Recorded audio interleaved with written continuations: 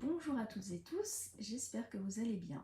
Je voulais faire aujourd'hui une petite vidéo sur un thème qui concerne un petit peu tout le monde et qui concerne évidemment le couple et qui va parler en fait de quelque chose qui à mon sens est extrêmement important puisque je me suis rendu compte autant dans mon entourage, dans mes contacts, amis, etc., collègues et également dans ma clientèle, que pour beaucoup de personnes, les personnes sont en couple ou décident de se mettre en couple en oubliant malheureusement certaines bases fondamentales pour qu'un couple puisse fonctionner et durer.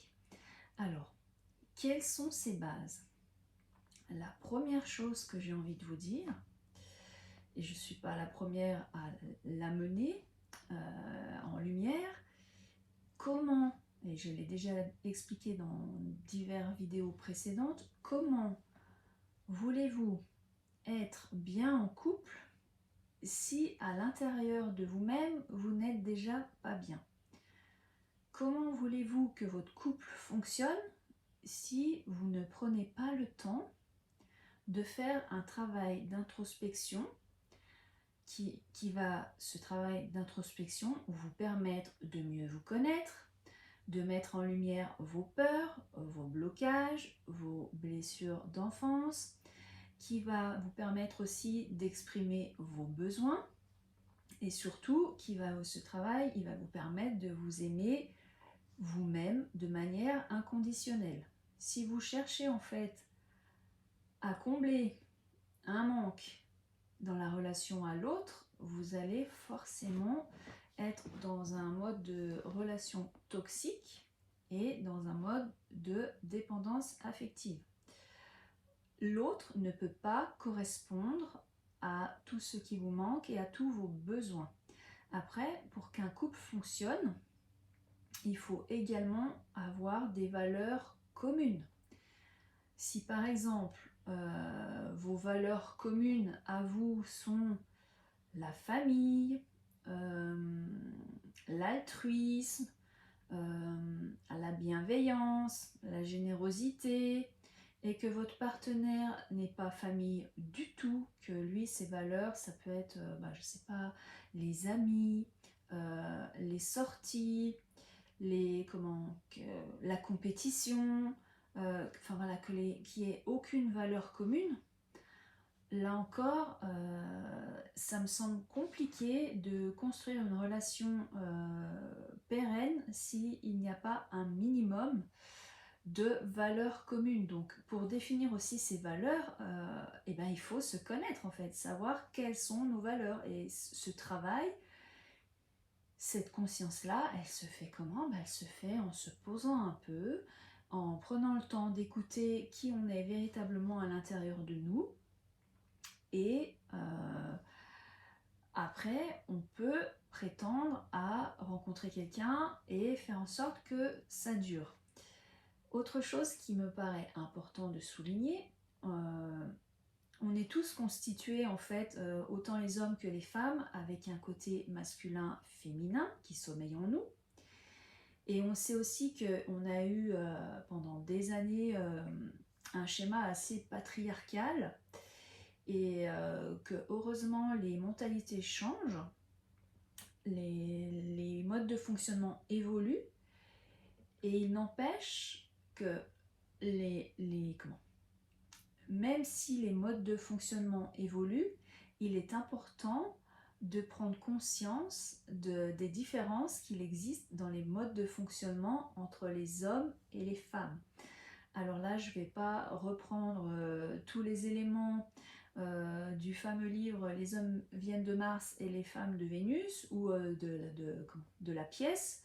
Je vous invite vraiment à la regarder, cette pièce, ou si vous préférez lire, à lire le livre, puisque pour moi c'est vraiment une mine d'or qui permet de comprendre comment les hommes fonctionnent et comment les femmes fonctionnent. Comment voulez-vous construire quelque chose de durable et solide si vous ne prenez pas le temps et la peine de vous intéresser au mode de fonctionnement de votre partenaire.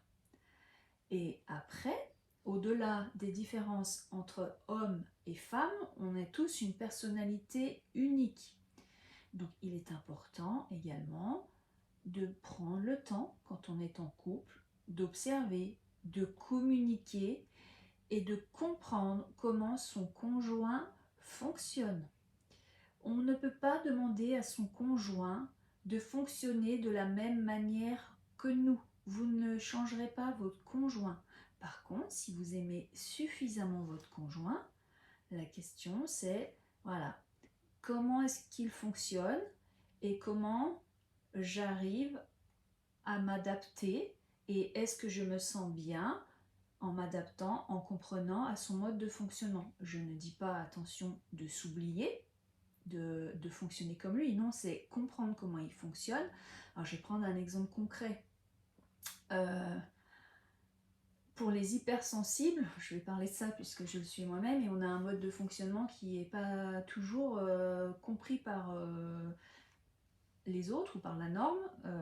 J'aime pas ce mot norme, ni d'ailleurs hypersensible, mais bon voilà, on a tous des modes de fonctionnement différents. Un hypersensible, et en plus une femme, elle va exprimer ses émotions de manière exacerbée.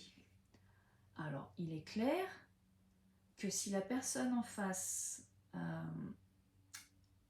ne fait pas l'effort, ou que si l'hypersensible lui a expliqué son mode de fonctionnement, et qu'en face, la personne est toujours dans une attente de se dire « mais pourquoi elle réagit comme ça? Pourquoi elle est exacerbée ?» En fait, un hypersensible, quand il a un surplus émotionnel, il l'exprime. En fait, c'est sa soupape de sécurité.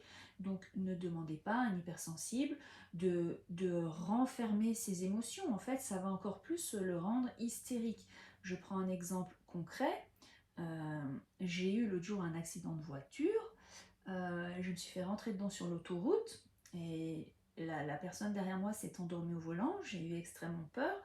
Elle m'a poussée. Voilà, bon, après, on s'est garé. Et une fois passé la barre, j'ai bien géré, mais une fois passé la barre de sécurité, moi, ma peur, et pour moi c'était ok puisque c'est mon mode de fonctionnement, elle s'est manifestée, je l'accueille et je la sors en larmes et c'est ok. Donc le temps de larmes a été à la hauteur de ma peur. Donc en gros, j'ai pleuré pendant 1 heure. Mais ça, les personnes qui ne font pas l'effort de comprendre que c'est ok pour l'hypersensible, ils sont dans l'embarras, ils sont là à vous dire « mais arrêtez de pleurer madame, mais mettez-vous pas dans cet état-là, mais vous êtes sûr que vous n'avez pas des problèmes en ce moment pour vous mettre dans un état-là ?» Non, en fait, j'ai pas de problème, c'est mon mode de fonctionnement. J'exprime ma peur à ma manière, et ma peur, chez moi, elle s'est exprimée un peu à l'excès puisque j'ai pleuré pendant 1 heure, mais une fois que j'ai eu pleuré pendant 1 heure, c'était ok, je pouvais reprendre le volant, je me suis ressaisie et tout va bien. Donc, pourquoi je parle de ça? Puisque si vous êtes dans un couple et que la personne a une manière de fonctionner et qu'en face, vous ne prenez pas le temps d'essayer de comprendre, on ne vous dit pas de le changer ou de faire comme lui, juste comprendre. Ok, il fonctionne comme ça et c'est normal, c'est son mode de fonctionnement. Ne lui demandez pas de changer, la personne ne changera pas. En fait, c'est à vous de vous dire, est-ce que je l'aime assez pour accepter qu'il soit différent de moi et qu'il fonctionne ainsi?